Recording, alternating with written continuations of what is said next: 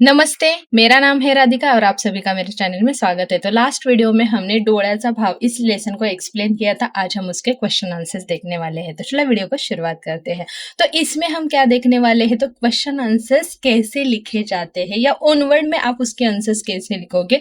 Grammar को learn करने की जरूरत नहीं है, उसके भी मतलब बहुत अच्छे अच्छे ट्रिक्स बताऊंगी, उसके हिसाब से आप ग्रामर कर सकते हो। तो पहला क्वेश्चन है, एका वाक्यात उत्तरे लिहा, यानी आपको वन वर्ड में उसके आंसर्स लिखने हैं। रस्त्याने कोण ओरडत चालले होते, यानी रास्ते से कौन चिल्लाते हुए जा रहा था, तो आंसर आएगा रस्त्याने एक भिकारी ओरडत चालला होता, यानी रास्ते से एक भिकारी चिल्लाते हुए जा रहा था। सेकंड क्वेश्चन क्या है, श्रीमंत माणूस काय ऐकत होता, यानी वो श्रीमंत इंसान था, जो रिच पर्सन था, वो क्या सुन रहा था, तो आंसर आएगा श्रीमंत माणूस एका नामांकित गवयाचे गाणे ऐकत होता, यानी वो जो रिच पर्सन था, वो अमीर इंसान था, वो क्या कर रहा था, नामांकित गवया यानी फेमस सिंगर का गाना सुन रहा था।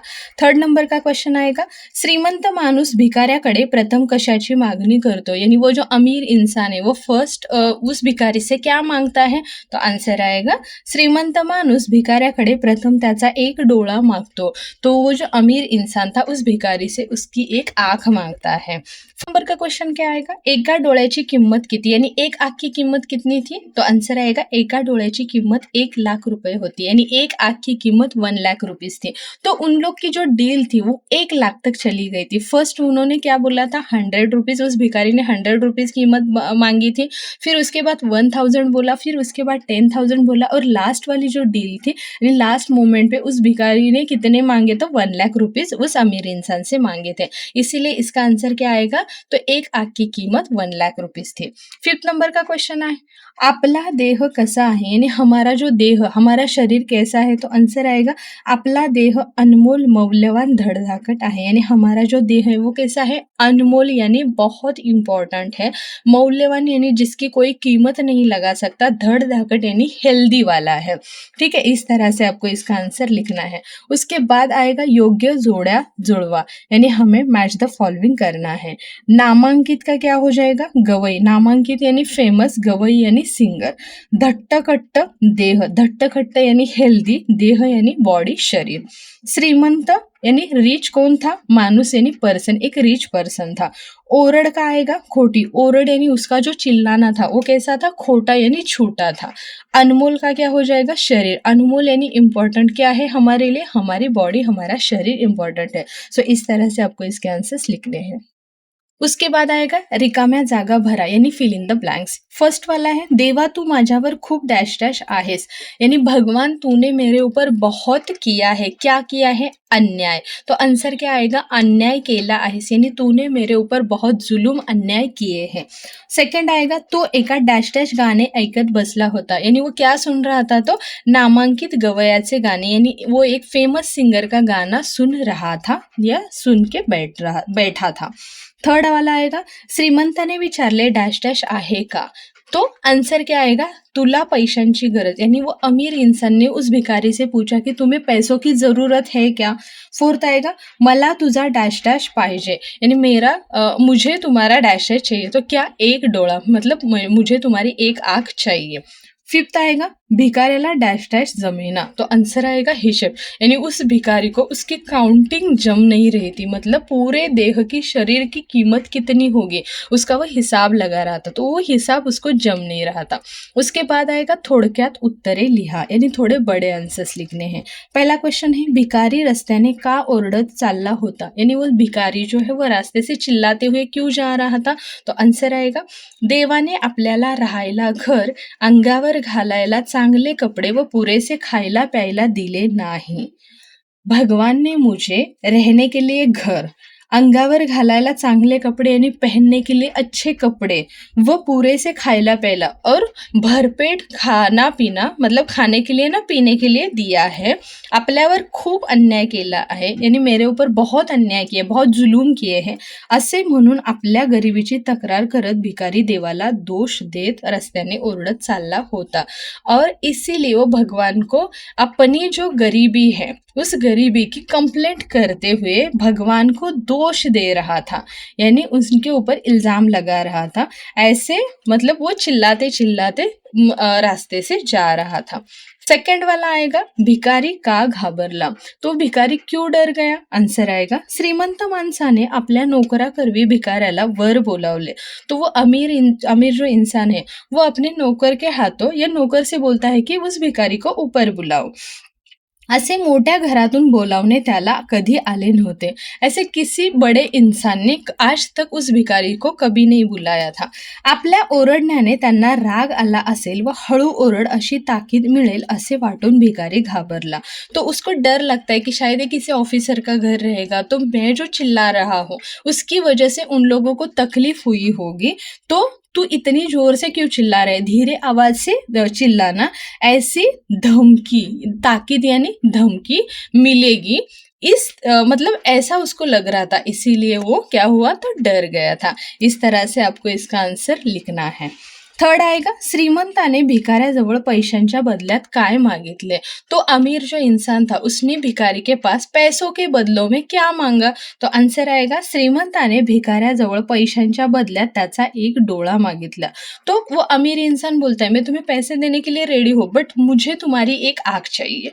ठीक है, तो इस तरह इसका आंसर लिखना है। इसके बाद आएगा फोर्थ नंबर, भिकारी मनोमन का गोंधळत होता, यानी वो भिकारी जो है वो मन में पूरा कंफ्यूज क्यों हो चुका था। तो आन्सर आएगा श्रीमंत माणूस डोळ्यांच्या बदल्यात किती पैसे देईल याचा भिकाऱ्याला अंदाज येत नव्हता। यानी वो जो अमीर इंसान है वो एक आंख के बदले कितने पैसे देगा उसका वो अंदाजा नहीं लगा पा रहा था।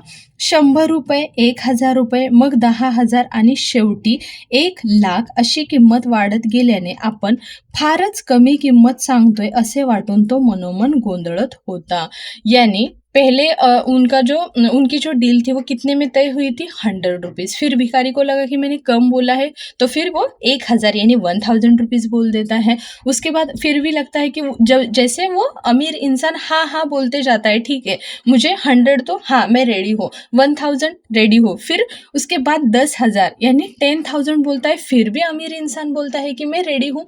उसके बाद बोलता है कि वो 1,00,000, तो भी अमीर इंसान रेडी हो जाता है। इसीलिए उस भिखारी को ऐसे लगता है कि शायद मैं बहुत कम कीमत बता रहा हूँ कि वो मना ही नहीं कर रहा है, वो कैसे सभी चीज़ों को हाँ हाँ कर रहा है। इसीलिए वो कंफ्यूज हो जाता है पूरा, मतलब सोच सोच के कि मतलब क्या मेरी देह की कीमत इतनी है। इस तरह से वो क्या होता है, तो पूरा कंफ्यूज हो जाता है।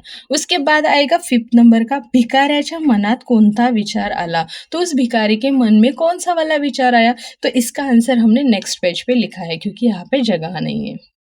तो इसका आंसर आएगा एका डोळ्याची किंमत 1,00,000 रुपये असेल तर 2 डोळे म्हणजे 2,00,000। तो एक आंख की कीमत अगर 1,00,000 रुपीज है तो 2 आंखों की कीमत कितनी हो जाएगी, 2,00,000। 2 कान 4,00,000, तो 2 कानों के 2,00,000 और 2 आंखों की 2,00,000 मिलके कितने हो जाएंगे, 4,00,000 हो जाएंगे। एक नाक आणखी 1,00,000 और एक नाक की हो जाएगी और 1,00,000। मग डोळे, कान, नाक, हात, पाय या सगळ्या शरीराची किती किंमत असेल। तो वो सोचने लगा कि 2 आंखों की, 2 कानों की, 1 नाक, 2 हाथ पैरों की कितनी कीमत होगी। हाथापायांचा भाव तर नक्कीच जास्त असणार और हाथ और पैरों की कीमत बहुत मतलब थोड़ी ज़्यादा ही होगी क्योंकि वो तो लंबे हैं, वो बहुत हेल्पफुल है। असा विचार भिकाऱ्याच्या मनात आला। तो ऐसे वाले जो थॉट्स है वो भिखारी के मन में आने लगे। इस तरह से आपको इसका आंसर लिखना है। उसके बाद आएगा भिकारी श्रीमंत माणसापुढे हात जोडून काय म्हणाला। तो वो जो भिखारी है वो अमीर आदमी के आगे हाथ जोड़कर क्या बोलता है, तो आंसर है भिकारी श्रीमंत माणसापुढे वाकून हाथ जोड़ून म्हणाला। मतलब वो भिखारी श्रीमंत जो अमीर इंसान होता है उसके सामने हाथ जोड़ के क्या बोलता है, साहेब मी देवाला फुकट दोष दिला। मतलब मैंने भगवान को बिना वजह उसको डांटा या दोष दिया, मतलब मैं ब्लेम कर रहा था। त्याने मला धडधाकट शरीर दिले आहे और उसने मुझे बहुत हेल्दी शरीर दिया है, बॉडी दी है। अजून मला काय पाहिजे और मुझे क्या चाहिए, माझी ओरड खोटी आहे। मतलब मैं जो भी चिल्ला रहा था वो क्या था, झूठा था। क्षमा करा, मुझे माफ कर दो। मला इतका अनमोल देह दिला आहे, आता मी कष्ट करून पोट भरेन और मुझे इतना इम्पॉर्टेंट ये जो देह है, शरीर है वो भगवान ने दिया है। अब मैं मेहनत करके अपना पेट भरूंगा। पेट भरूंगा का मीनिंग क्या, मतलब मैं अच्छे कपड़े खरीदूंगा, मैं अच्छा घर ले लूंगा और अच्छा खाना खाऊंगा। ठीक है, इस तरह से आपको इसका आंसर लिखना है। उसके बाद आएगा खालील शब्दांचे समानार्थी शब्द लिहा। समानार्थी शब्द यानी मीनिंग्स लिखने हैं। पहला है हाथ, हाथ का आएगा कर। डोळा यानी नयन या नेत्र। कान का आएगा श्रवण। पाय का हो जाएगा चरण या पद, दोनों में से एक आप लिख सकते हो। देव का आएगा ईश्वर या परमेश्वर। कष्ट का हो जाएगा श्रम या मेहनत। घर का हो जाएगा गृह, सदन या भवन। कपड़े का बन जाएगा वस्त्र। उसके बाद आएगा विरुद्धार्थी शब्द लिहा। देव का क्या बनेगा दानव या राक्षस। शांत का हो जाएगा अशांत। रात्र दिवस। श्रीमंत गरीब। मोठे लहान। हळू जोरात। हळू यानी धीरे, जोरात यानी फास्ट। बंगला झोपड़ी। फुकट मोल देऊन या कीमती। फुकट यानी फोकट का खाना एंड उसके अपोजिट आएगा मोल देऊन या कीमती, मतलब जो खरीदा हुआ। उसके बाद आएगा खालील शब्दांचे वचन बदला, यानी सिंगुलर टू प्लूरल बनाना है, प्लूरल है तो सिंगुलर करना है। डोळा एक है, एक आंख है तो डोळा हो जाएगा। दो है मतलब दो या दो से ज्यादा है तो डोळे। कपड़े बहुत ज्यादा है तो कपड़े, एक है तो कपड़ा। पैसा एक है तो पैसा, बहुत सारे पैसे हो जाएंगे। वाड़ा एक है तो वाड़ा और बहुत सारे वाड़े बन जाएंगे।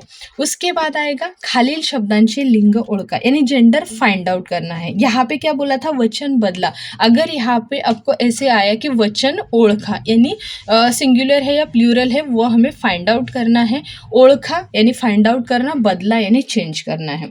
रुपया, रुपया क्या हो जाएगा पुल्लिंग हो जाएगा, क्योंकि हमें हमेशा ये याद रखना है कि जब भी हमें लिंग यानी जेंडर फाइंड आउट करने के लिए पूछेंगे तो जो वर्ड दिया हुआ है उसके सामने तो या ती दो लगा के देखने हैं। अगर दोनों नहीं आ रहा है तो वो ते हो जाएंगे। तो है तो वो पुल्लिंग बन जाएगा, ती है तो वो स्त्रीलिंग बन जाएगा और ते है तो ये क्या बन जाएगा हमारा नपुंसकलिंग बन जाएगा। तो रुपया यानी तो रुपया। और ये वाले जो भी वर्ड्स पूछे जाते हैं वो हमेशा हम डेली यूज करते हैं, वही वर्ड्स होते हैं। पैसा का हो जाएगा पुल्लिंग और पैसे क्या है तो पैसा का सिंगुलर का प्लूरल है। पैसा है सिंगुलर और पैसे है प्लूरल।